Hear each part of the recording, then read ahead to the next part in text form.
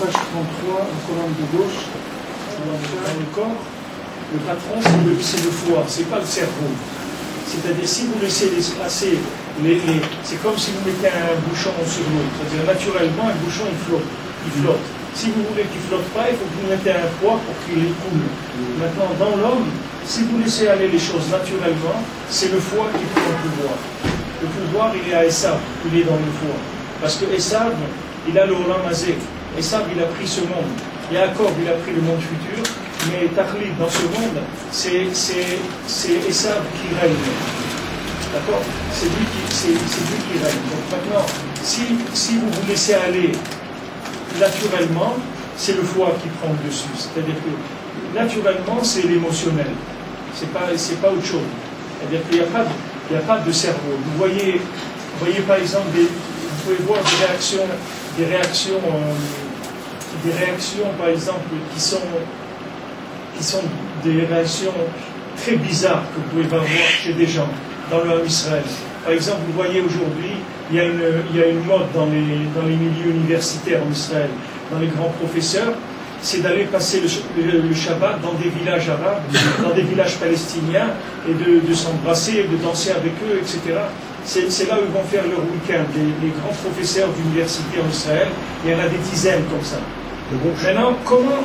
C'est des grands en mathématiques dans beaucoup de domaines. Là, ils ont publié une étude sur ça. C'est-à-dire qu'ils ont un petit peu suivi et tout, ils ont un peu photographié et filmé et tout.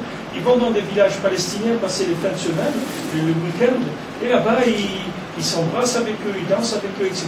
Bon. Comment un juif il en arrive là? Comment un juif il arrive à être comme ça? C'est-à-dire, maintenant quelqu'un, vous prenez un autobus, un chauffeur d'autobus, un juif, un chauffeur d'autobus.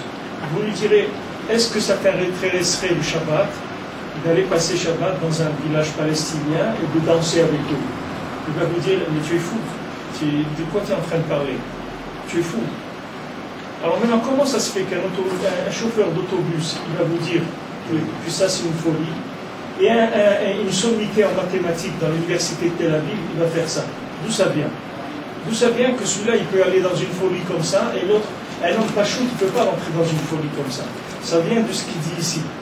C'est-à-dire que c'est des gens qui sont les massés les gens qui sont dans les universités, qui dépassent le niveau simple d'étudiants, ils peuvent arriver avec leur recherche philosophique à une conception qui est complètement émotionnelle, qui n'a rien à voir à la véritable conception qu'il faut avoir. Parce que le véritable concept des choses, vous ne pouvez pas l'avoir par votre réflexion. Puisque maintenant, imaginez-vous quelqu'un qui est né en prison et que toute sa vie il est dans une prison. Il ne peut pas imaginer vous faire un plan de ce qui se passe à l'extérieur. Pour que quelqu'un vous fasse un plan de ce qui se passe à l'extérieur, il faut qu'il ait déjà été à l'extérieur. Sinon, c'est impossible. Si quelqu'un a été libre dans sa vie, il ne peut pas vous dire qu'est-ce que c'est la liberté.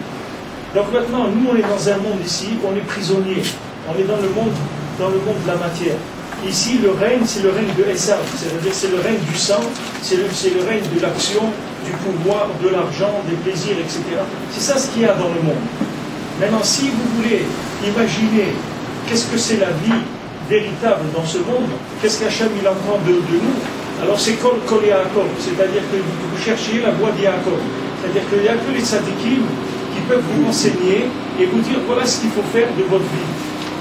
Vous avez un tzadik, vous avez Rabbi Nachman, il dit tous les jours tu vas aller parler 1 heure avec Kadosh Baruch Hu. Si vous allez voir ce professeur d'université et vous lui dites ça, il va vous dire monsieur vous êtes fou d'aller parler 1 heure tous les jours avec Dieu, vous êtes un fou, c'est-à-dire vous êtes un peu coco comme ça. Il vaut mieux parler avec moi. Voilà, vous parlez avec moi, on venez avec moi, je vous emmène chez les Palestiniens, ça va, vous parlez avec eux.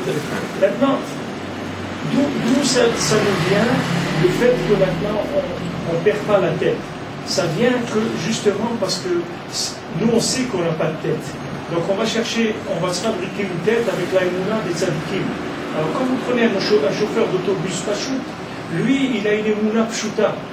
Il a une émouna simple. Même si sa émouna elle vient rien que du derech eretz du monde, c'est-à-dire uniquement des lois naturel du comportement humain, il n'ira jamais dans une folie comme ça. Cette folie-là, elle vient uniquement du dépassement de ce qui est donné à l'homme. C'est-à-dire que l'homme, avec sa réflexion, il croit être du cerveau, mais ce n'est pas du cerveau, c'est que de l'émotionnel. Toutes les universités, toute la philosophie, tout c'est que d'émotionnel, parce que, comme on a expliqué déjà ici dans cette Torah, c'est basé que sur l'expérience de ce monde. C'est-à-dire, ce n'est que l'expérience de prisonnier. Donc l'expérience de prisonnier ne nous intéresse pas. Nous, on veut l'expérience de gens libres. L'expérience de prisonnier, des gens qui sont en prison avec nous, nous aussi on a tourné dans la prison. Maintenant qu'il est tourné un peu plus que nous, un peu moins, ça ne va rien nous changer ce qui va nous informer. Parce que son concept, c'est toujours un concept de prisonnier. Nous, on veut un concept d'un homme libre. D'un homme libre. Rabbi Nathan, une fois, il y avait un Shabbat. Il y avait un homme qui a commencé comme ça, sous la shlichit, à chanter, à dire « Ouais, mon grand-père, c'était un grand millionnaire, etc. » Alors les gens, ils ont commencé à rigoler comme ça, parce qu'il a un peu brûlé la table de Souda Shlichit, il y avait Rabbi Nathan, tout le Sidim et tout. Et lui, il a commencé un peu à faire le fou. Alors les gens, ils ont rigolé. Alors Rabbi Nathan, il dit « De quoi vous rigolez ?» Il dit « Parce qu'il est fou. » Il dit « Il faut savoir qu'on est tous fous. » Il dit, moi j'ai connu un seul homme normal dans ma vie, c'est Rabbi Nachman. Tout le reste c'est des fous. J'ai vu que des fous dans ma vie. Maintenant il y a la camisole, il y a des trucs, il y a des degrés. Mais tous c'est des fous. Ça veut dire un fou. Ça veut dire c'est quelqu'un qui raisonne avec, même si c'est en partie, mais il raisonne en partie avec l'expérimental de la prison, des gens qui sont dans le Ramazé. Donc ça s'appelle un fou. Maintenant, nous, on doit raisonner qu'avec des éléments qui viennent du Olam Haba. Parce que le Olam Hazé ne nous intéresse pas du tout puisqu'il est passager. Il nous intéresse pour faire les opérations qu'on doit faire dedans par rapport au Olam Haba. Donc maintenant, nous, on va chercher chez les Sadikim ce qu'on appelle ici le moi, le cerveau. On va se fabriquer un cerveau, pas un cerveau qui vient de notre intellectuel, parce que le cerveau de notre intellectuel, vous pouvez le mettre à la poubelle, même s'il est très grand, même si quelqu'un fait tchouva, et il est le plus grand philosophe de la Terre, il vaut mieux qu'il mette sa tête à la poubelle, parce que ça ne vaut rien du tout. Tout ce qu'il sait, ça ne vaut rien du tout. Maintenant, ce qu'il doit commencer, c'est à se construire avec les paroles des tzadikim. Quand le tzadik, il dit, voilà, tu veux avoir le Olam Haba, tu veux être bien dans le Olam Haba, tu veux passer des journées où tu n'as aucun problème, où ta journée elle est réparée, voilà, une seule chose simple, tu vas parler avec Dieu 1 heure tous les jours, c'est tout.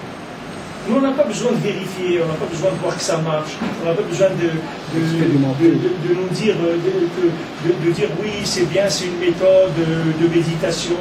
C'est pas une méthode de rien du tout, on ne sait rien du tout. Nous, on sait que le sadique, il nous a dit, voilà, tu fais 1 heure tous les jours, si tu dis le Shulchan Aruch, tu viens au Mal à Hoshana, et c'est tout, tu te coupes de rien. Le reste, c'est moi qui m'en. Et ça, ta vie, elle est réparée, et tu n'as aucun souci à faire. Maintenant ça, vous pouvez tourner en rond dans la Terre, vous pouvez faire le globe 1000 fois le tour du globe, vous n'allez jamais trouver ça. Parce que ce n'est pas de l'expérimental, c'est du divin, ce n'est pas de l'expérimental. C'est des etzot qui viennent de l'au-delà, ce n'est pas des conseils de ce monde. C'est des conseils de quelqu'un qui est en dehors du monde et qui voit ce monde et qui vous dit regardez, c'est ça qu'il faut faire. Ne perdez pas votre temps, c'est ça qu'il faut faire. Maintenant, Rabbi Nachman dit, le Yetzer Hara, il te laissera tout faire. Il te laissera étudier la Gemara 10 heures par jour. Il te laissera faire, étudier ce que tu veux, le Zohar, tout. Mais quand tu dis, je vais aller faire Igbo des doutes, ça, il va commencer à t'embêter. Pourquoi? Parce qu'il sait que c'est ça qui rapporte le plus. Et c'est ça qui rapporte le plus. Donc maintenant, nous, on a besoin de quelqu'un qui est à l'extérieur, complètement. Et lui, il nous parle. Alors là, ça s'appelle un homme qui est normal. C'est-à-dire, ça veut dire qu'il est normal. Il correspond à la norme de la création de Adam quand Akadosh Baruch Hu a créé Adam. Quand Akadosh Baruch Hu a créé Adam, il lui a donné Tselem Elokim, il lui a donné un visage divin. Maintenant, quel est ce visage divin? C'est celui qui correspond à la norme divine. Il y a la norme.